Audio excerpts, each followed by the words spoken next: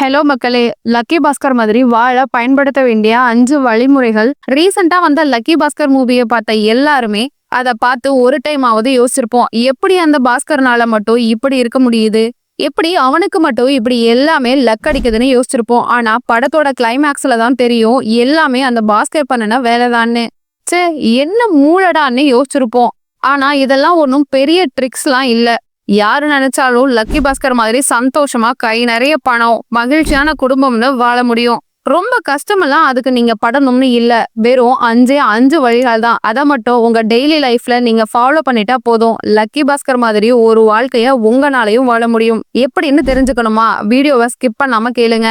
எல்லா ஸ்டெப்ஸையும் one by ஒன்னா சொல்றேன். லக்கி பாஸ்கர் மிடில் கிளாஸ் வாழ்க்கைய தான் ஆரம்பத்துல வாழ்ந்துட்டு இருப்பாரு. ஒரு பேங்க்ல எம்ப்ளாயியா கம்மி சம்பளத்துக்கு வேலை பார்த்துட்டு ப்ரமோஷனுக்காக காத்துக்கிட்டு இருப்பாரு. இன்னொரு பக்கம் அவர் பண்ணது லவ் மேரேஜ். ஹீரோயினோட ஃபேமிலில சுத்தமா அவங்க மேல ரெஸ்பெக்ட் இல்ல. அவங்களுக்கு 5 வயசுல ஒரு பையனும் இருந்தான். அந்த பையனுக்கு ஸ்கூல் ஃபீஸ் கட்டுறதுக்கே பாஸ்கர் நிறைய கடன்களை வாங்க வேண்டி இருந்துச்சு. என்னதான் பணம் குறைவா இருந்தாலும் பல பிரச்சனைகளை பாஸ்கர் ஃபேஸ் பண்ணாலும் அவன் மனசுலயும் சரி குடும்பத்திலயும் சரி சந்தோஷத்துக்கு எந்த குறைச்சலும் இல்ல. இப்படி வாழ்க்கை போய்கிட்டே இருக்கும்போது திடீர்னு ஒரு நாள் பாஸ்கர் கோடீஸ்வரனா ஆகுறான். பெரிய பேலஸ் மாதிரி வீடு, ஒய்ஃபுக்கு நகைகள், லக்ஸுரி கார்னு எல்லாமே வாங்கிடுறான். ஊர் முழுக்க பாஸ்கரோட இந்த வளர்ச்சியை பார்த்து ஷாக் ஆகுது. ஆனா இது எல்லாம் நேர்மையான வழிகள்ல நடக்கல.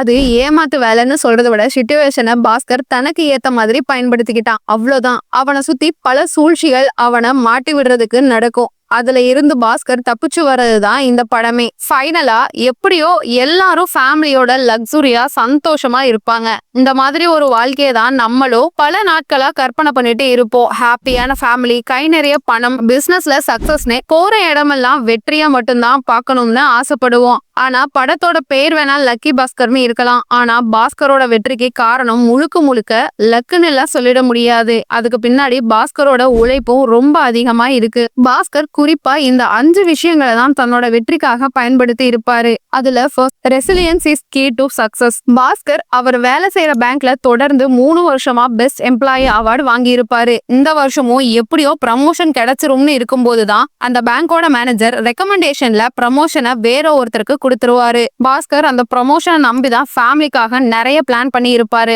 ஆனா திடீர்னு அந்த ப்ரமோஷன் இல்லைன்னு ஆனப்புறமா அவர்னால அதை ஏத்துக்கவே முடியாது. இருந்தாலும் அதுல இருந்து வெளியே வந்து நெக்ஸ்ட் என்ன பண்ணலாம்னு பாப்பாரு. இந்த மைண்ட் செட் தான் வெற்றி அடையறதுக்கு ரொம்ப ரொம்ப முக்கியமான ஒண்ணு. எவ்வளவு கஷ்டங்கள் வந்தாலும் அதை கடந்து போகக்கூடிய மைண்ட் செட் இருக்கணும். இங்க பல பேரு இப்படி நடந்துருச்சு அப்படி நடந்துருச்சுன்னு ஃபீல் பண்ணிட்டே மட்டும்தான் இருப்பாங்க. அதுல இருந்து வெளியே வர என்ன பண்ணலாம்னு யோசிச்சு கூட பார்க்க மாட்டாங்க. எவ்வளவு வாய்ப்புகள் வெளியே கொட்டி கிடக்கு. அதை நீங்க தேடி போய் பார்த்தா மட்டும்தான் உங்களுக்கு தெரியும். உங்களுக்கு பிடிக்காத சிச்சுவேஷனை போட்டு திரும்ப திரும்ப மைண்ட்ல யோசிக்கிறதுனால எந்த யூஸும் இல்ல. அந்த சிச்சுவேஷன் மாற போறதும் இல்ல. ஆனா உங்க ஃபியூச்சரை உங்களால மட்டும்தான் மாத்த முடியும். அதுக்கு இப்ப இருக்க உங்க பிரசன்ட நீங்க சரியா பயன்படுத்தணும். நாளைக்கு நீங்க எங்க இருக்கணும்னு நினைக்கிறீங்களோ அதுக்கான வேலையை இன்னைக்கு பண்ணணும். அப்பதான் நீங்க நினைச்ச மாதிரி உங்க வாழ்க்கைய மாத்திக்க முடியும். சோ நீங்க முன்னாடி எவ்வளவு தோல்விகளை பார்த்திருந்தாலும் சரி, இப்ப முடிவு பண்ணுங்க. உங்க லைஃப்ல என்ன வேணும்னு முடிவு பண்ணுங்க.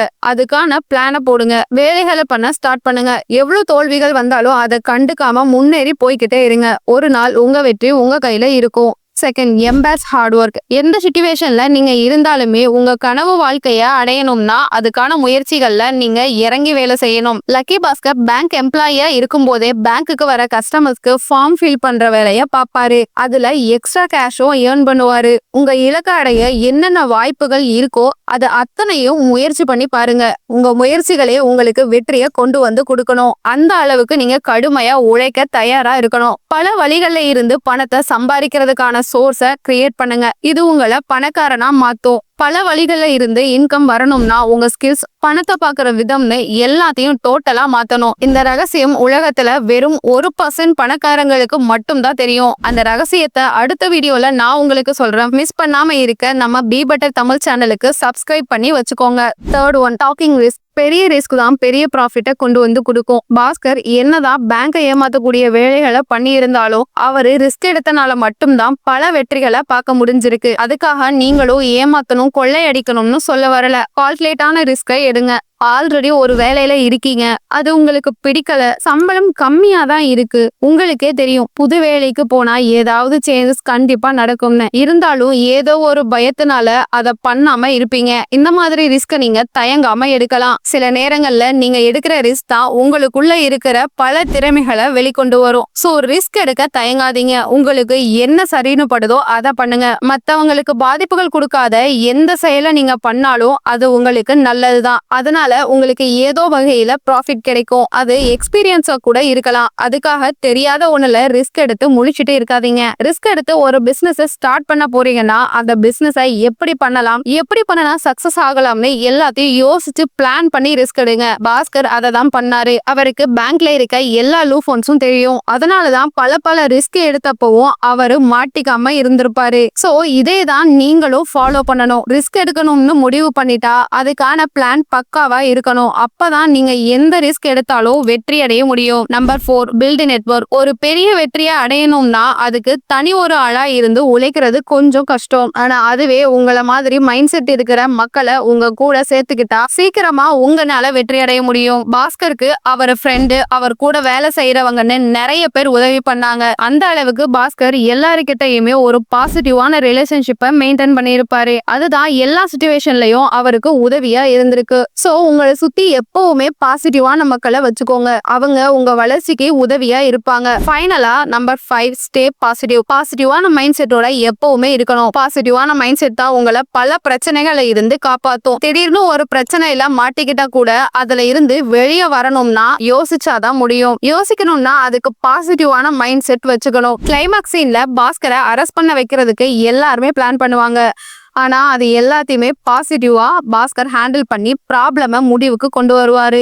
இந்த மாதிரி பல பிரச்சனைகளுக்கான சொல்யூஷன் நீங்க பாசிட்டிவா யோசிச்சாவே கிடைச்சிரும். அதை விட்டு இப்படி நடந்துருமோ அப்படி நடந்துருமோன்னு போட்டு மண்டைய பிச்சுக்காம நிதானமா யோசிங்க.